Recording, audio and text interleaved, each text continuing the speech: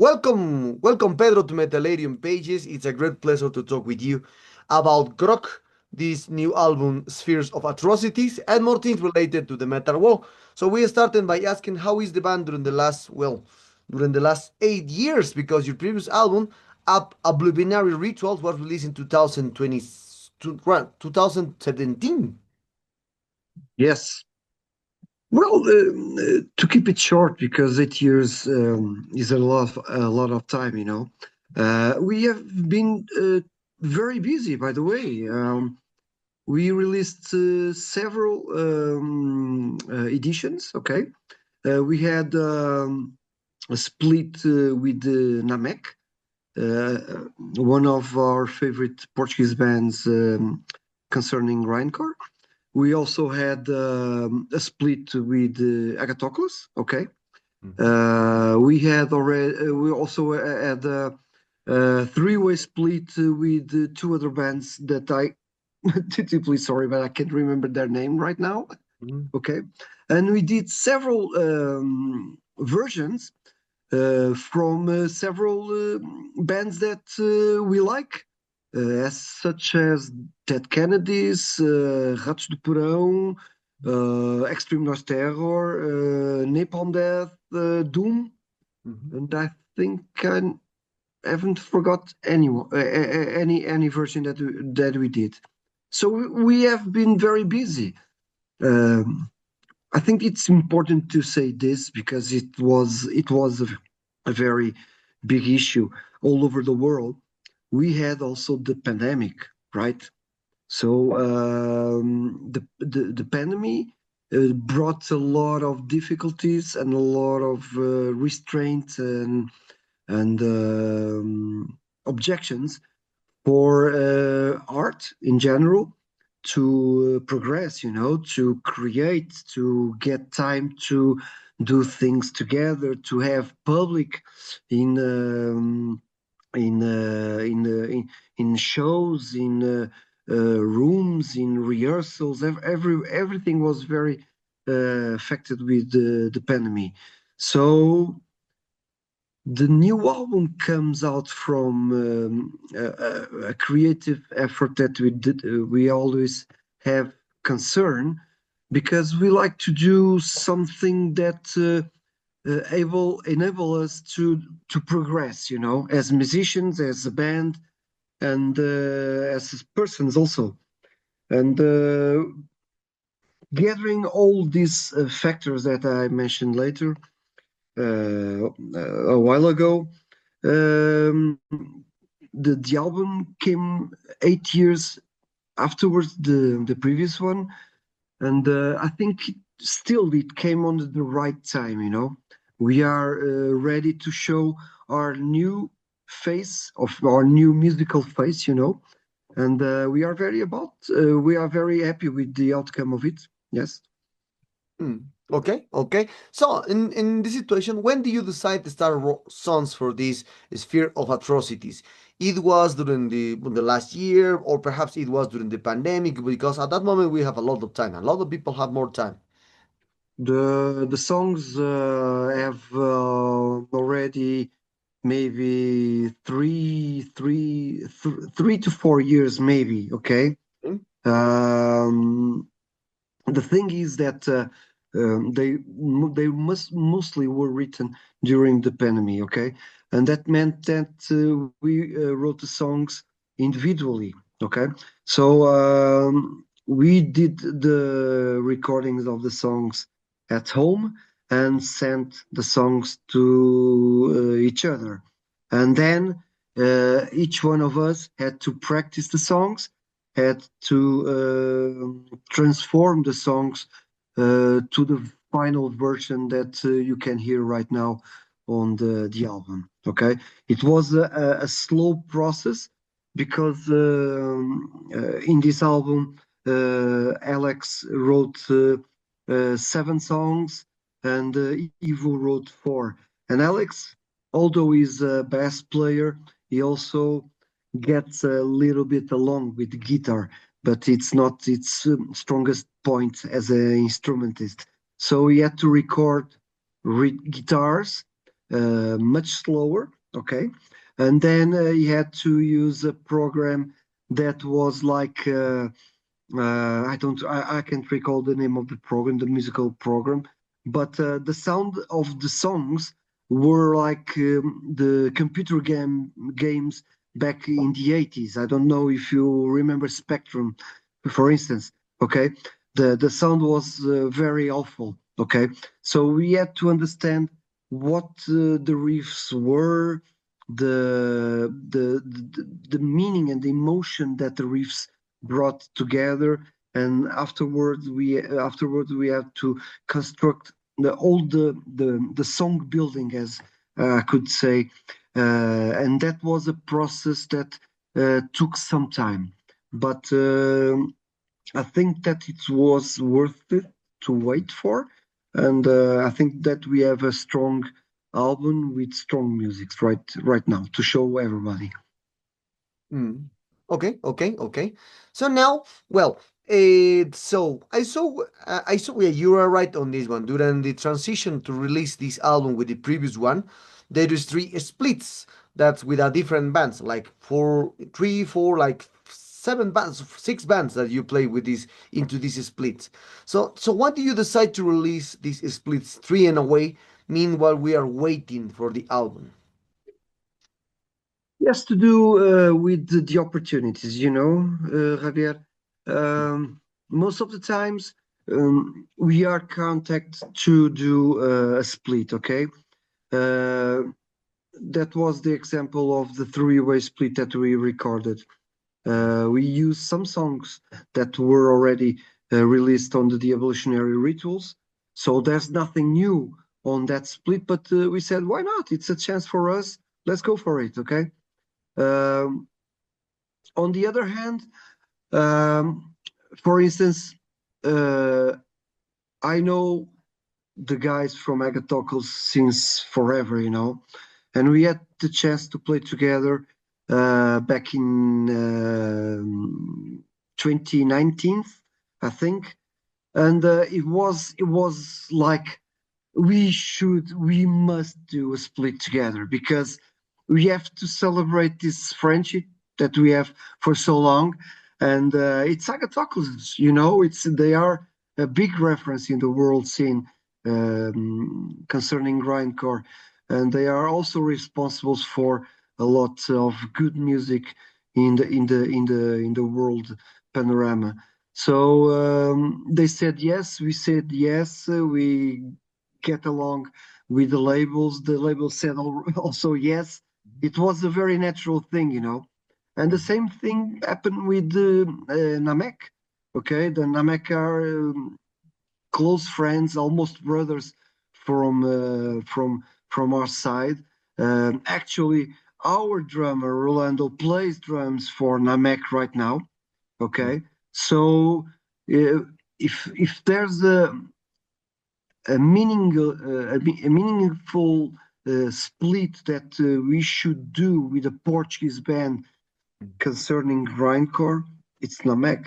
Okay, it was a no option. Okay, let's do this, and the process was like, okay, we have a couple songs that we already recorded back in the session of the Evolutionary Rituals record, and they already had some old songs that weren't released so far, and we put them together in a 7-inch, and I think the result is very, very good. Okay, just one thing by curiosity, our side, the Grog side of the split in vinyl is lacking one song that is available only on our Bandcamp. Okay, because the time length in the side of the vinyl didn't allow us to put it with the other songs. So, but I think it's a very strong record. Right now, from our side, it's sold out. From the side of our label, LD Prod, is also sold out. So I think it was a very good release. Okay. Hmm. Okay, amazing, amazing. So yes, well, I saw that you played with the last split. It was with Namek, a grindcore band from there, from Portugal. So now, and talking about more the especially for the concept of the album. So how do you label the band? Because I saw that many people say that it's brutal death metal, other people say that it's grindcore, and when I hear this music, it's more death metal. Death metal, and we'll know the death metal. So for you, is will you consider it a brutal death metal man? I think that we already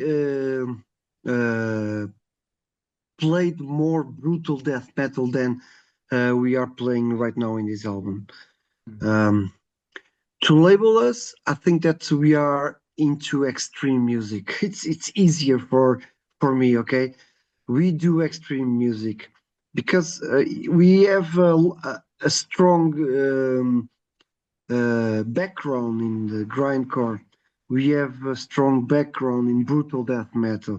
We also have a strong background in death metal. So it's not easy, and I don't like to label a band as a conclusive style.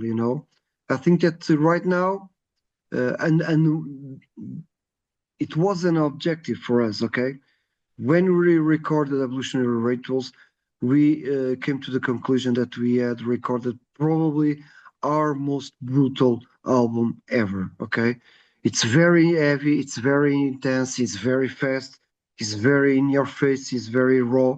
Okay, and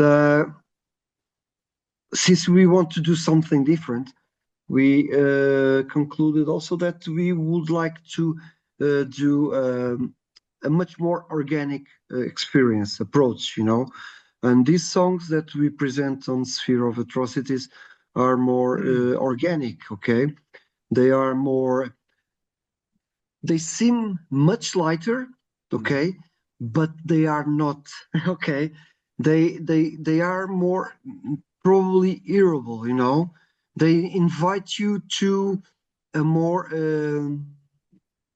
uh, aware hearing. Okay, you can hear the music's more relaxed, and you can take more advantage of the music as a whole, as a global experience. Um, so to answer you, I don't think that we are a brutal death metal band right now, but we have elements that can be compared and can be put it in the label of brutal death metal. But if you ask me, I would say that right now we are between. I think that if you want to label, or you can call us extreme metal, or at least death grind core, okay? Because we still mix the two genres very well. Death metal per one side and grindcore per for another side, okay? And we get along very well with those two styles of music. Hmm. Okay, okay, okay. Now talking about more talking about a little more the history of the band because I hear the band since your first album from Macabre Requiems at that moment in 1996, and now you decide to return this with the band in 2021, like 5 years later for this one, and all the time then you decide to release a little far more albums since you returning.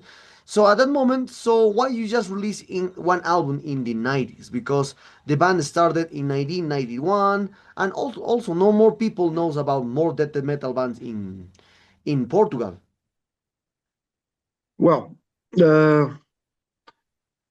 Portugal has developed a metal scene um, majorly in the mid 80s. Okay, mid 80s we started to have the first metal bands, and I'm talking about thrash, death metal, and a couple black metal bands. Okay, the scene was very small. Okay, there weren't labels enough to promote and to support the band releases. Almost everything was made by the do-it-yourself philosophy. Okay, and Grog, when we started back in '91, uh, everything was pretty much the same, you know. We did. I think that the first official professional release that we did was the 7-inch we released in '95. 95 Stab Wounds in Your Throat. Okay, it was a vinyl back in the time. There, like I said, there weren't so many labels to promote and to support the bands, and we took our time to make our musics. So when around '95, a new label appeared in Portugal, Skyfall Records. Okay, and they invited us back in '95 to record our first album. Okay, and we took the opportunity and recorded the album that was released in November of '96. If my memory is not mistaken. So that was like the first phase that we had to surpass. Okay, Mhm.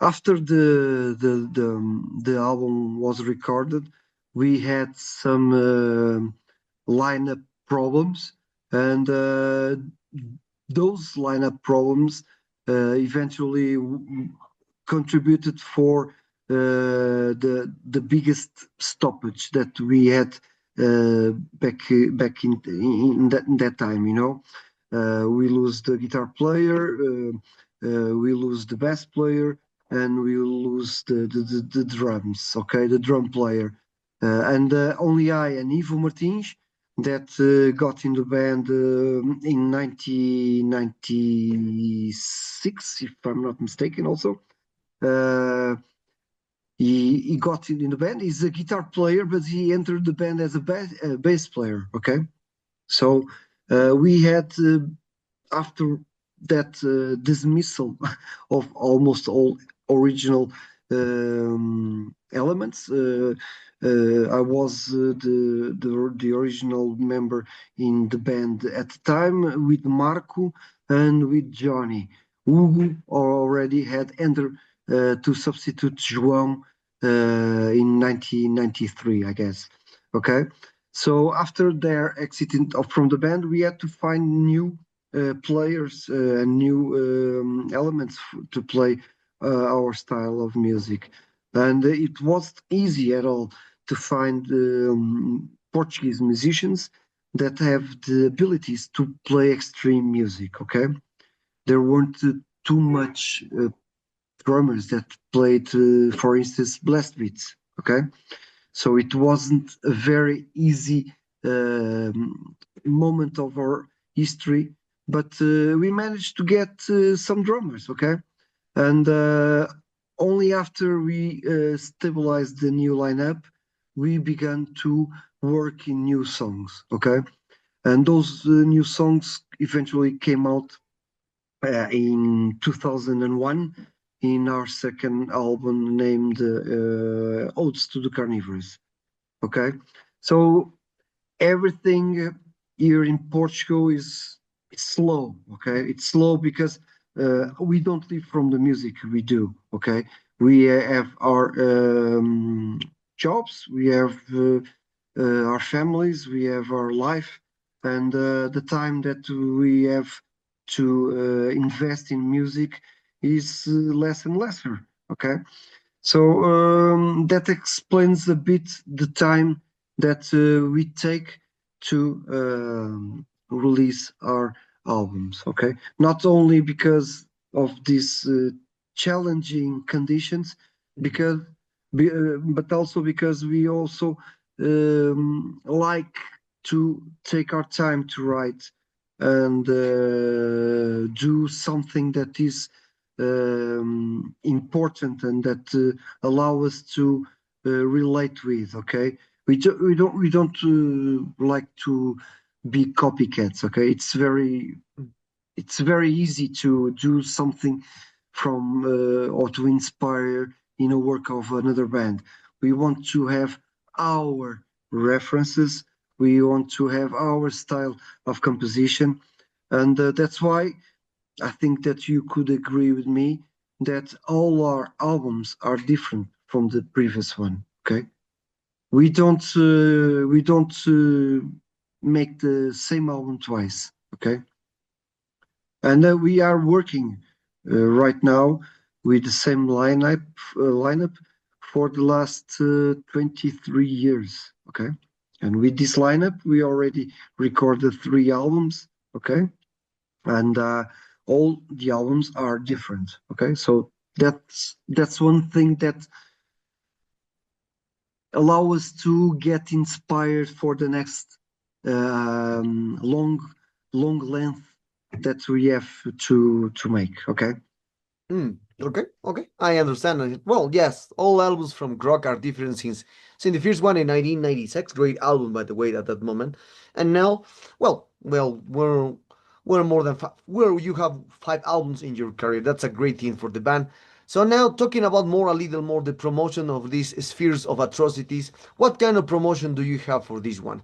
Perhaps you will embark in some tours, you will release videos, or perhaps you're already working in a new album because this album it was composed 4 years ago. Yes. So the promotion has begun already in March when we communicated that we had a new album to release. Right now, we are working with the media, especially with the media. Okay, we already done also 2 lyrical videos to promote the album. We are planning to do also an official video for the album during the next couple of months, if I'm not mistaken, and if all stars are aligned, and we also are. It's curious to say that we are also working already in a new album, and I expect that we don't take another 8 years to release or 6 years to release. We are trying to manage that time lapse that we have between albums, but it is what it is. We don't we do plan our stuff, but in the meantime, our life gets in between and mixes all our intentions, and we have to adapt to the new circumstances. And sometimes things take much longer than we expect. But those are the promotional steps concerning tours. Let's see. Like I said, we don't live from the music we make, and as you know, to tour right now, it's a very expensive investment, and we have to think twice at least before we decide something in between.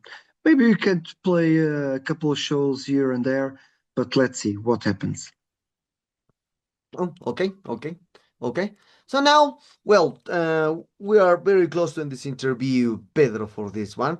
So now, all the time, I want to ask you, one people that it was there in the 90s in Portugal, because Portugal, it was like the country that didn't bring us a huge bands. For example, the huge band that Portugal has is Moonspell until now, but more bands we don't know mostly of bands. The people like underground people like me know Grog, no other kind of bands appears during the 90s or at the beginning of 2000s.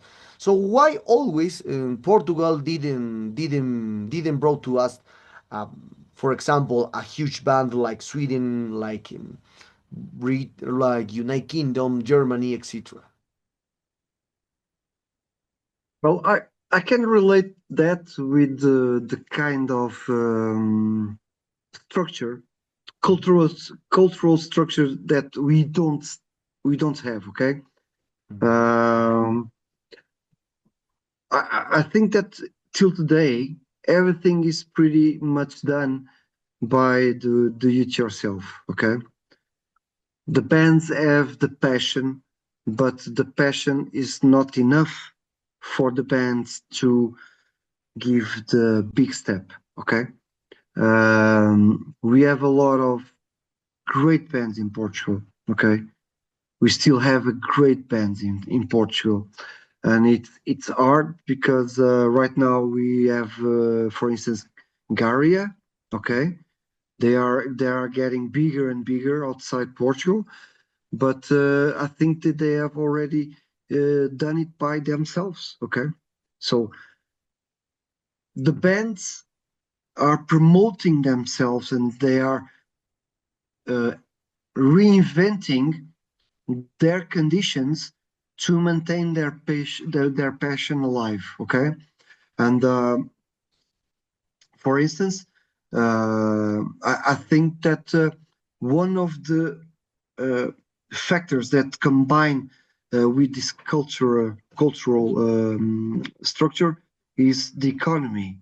We have an economy that doesn't allow us to have free time to rehearse, to buy cheap instruments, or to buy or to have the possibility to buy instruments, because to buy instruments is very expensive. Okay, you talked about Sweden. Okay, Sweden has a strong economy, therefore their cultural structure is much higher and promotes more facilities to the artists that want to experiment something. More time, more means, more achievements. In Portugal, things are not like in Sweden for sure. Okay, we only have, comparing with them, better weather. Okay, so I think that most of the people that I know in Portugal that live from music, they are still struggling till today. Okay, no matter if they are municipal, no matter if they are um Gareia, no matter if they are, for instance, Secret Scene. It's a very Asian band, for instance, in Portugal, but they are one of the biggest names that we have.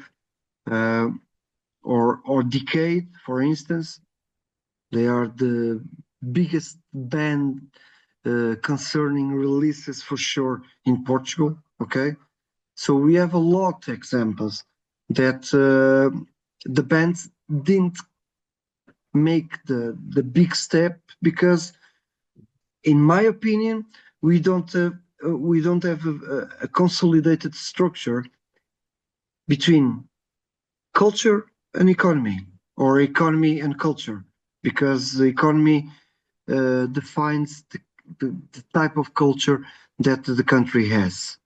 That's my personal opinion about that matter. Hmm. Okay. Okay. Well, okay. Interesting point to this because, well, Portugal, it was during the whole topic of the death metal transition. So when the Swedish, Finland, UK released great albums, and that's, for me, that's a curious thing, that never Portugal bring us a huge band into death metal, especially, or black metal. Just, well, Moonspell, it was in the first album black metal, but then they decide to change their music completely for more gothic metal, or all the other kind of music for If this. you want good black metal in Portugal, for instance, I would advise you to hear Decade, probably also Corpus Christi, probably Velorio, okay, probably Irai, probably one of my favorite bands is Monte Penumbra, also Oniric. Mhm. Um, uh, we have, like I said, if you want to talk to me later, I will give you the names and you will make your own investigation concerning death metal. Yeah, it's true. I remember that besides genocide back in the 90s, Grog, uh, evisceration, okay, Mhm. uh, Holocaust Cannibal a bit later. Then we have a very good band that they still play live. It was Tormentor, okay. They were that a very good band back in the days. We have also Sacred Sin. They have some death metal um, approaches in their work, although they have also thrash metal mixture with their sound.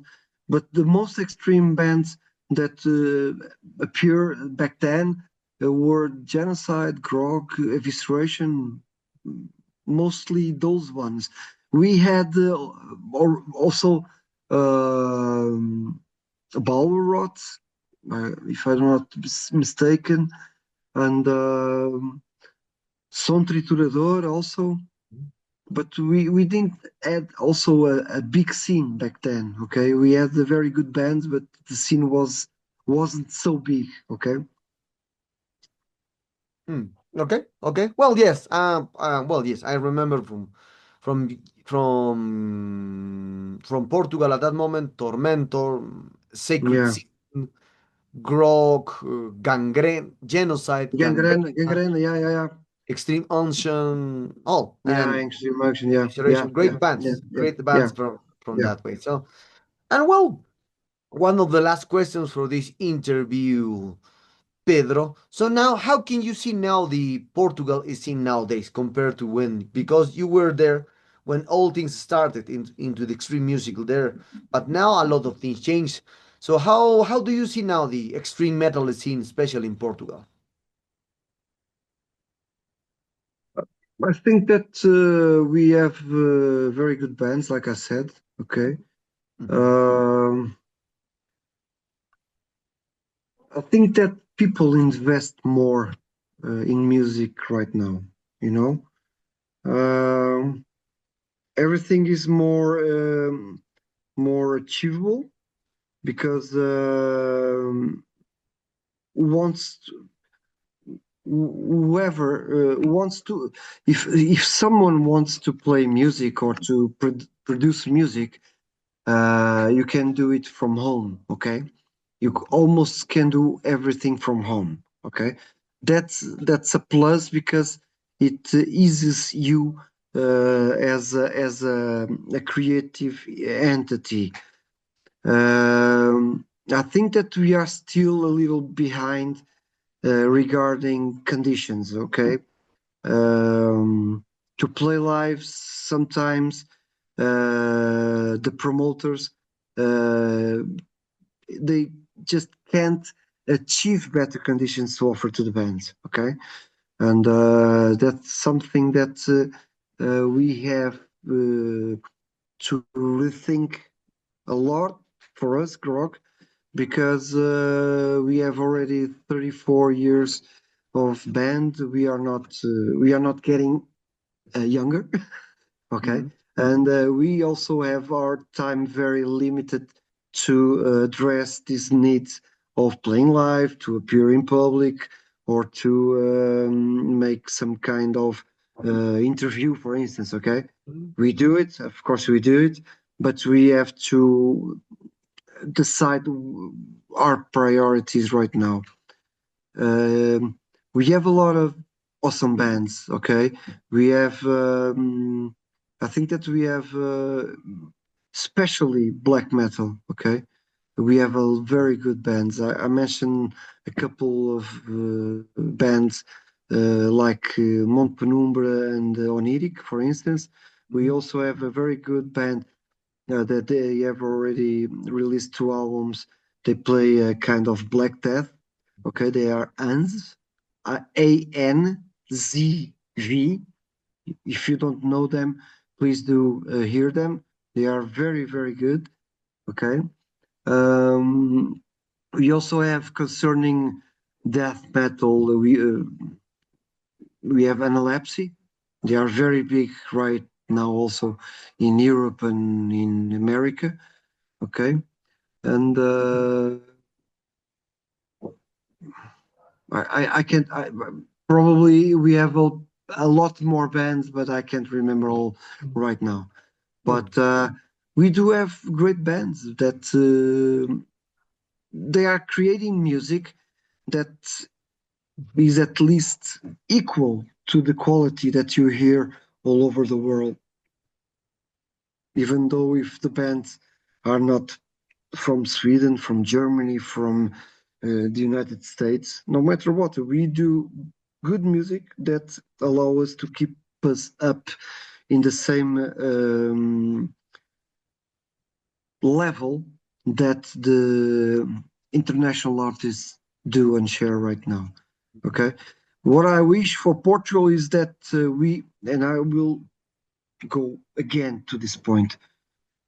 I wish that we would have a stronger economy.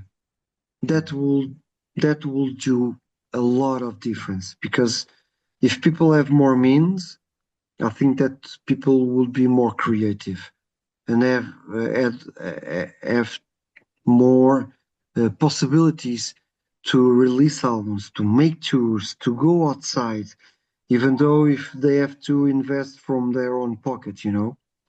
But right now, I think that Portugal doesn't give us those kind of conditions. Okay, so Okay. almost every band to do anything have to invest from their own pockets. So Mm. the DIY philosophy still exists. It's a little bit evolved, but it still exists. Mm. Great, great, great. Thanks for this interview, Pedro. It was a tremendous pleasure. We arrived to the sad moment of this one.